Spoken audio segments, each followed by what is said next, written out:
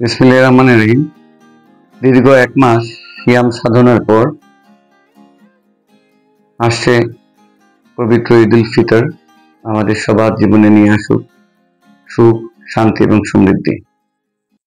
আমি, আমার নেত্রী দেশনেত্রী বেগম খালেদা জিয়া এবং আমাদের বিএনপির ভারপ্রাপ্ত চেয়ারম্যান জনাব তারেক রহমানের পক্ষ থেকে মৌলভীবাজার পৌরবাসী তথা মৌলভীবাজার জেলার সকল জনসাধারণকে জানাই ঈদ উল ফিতরের শুভেচ্ছা।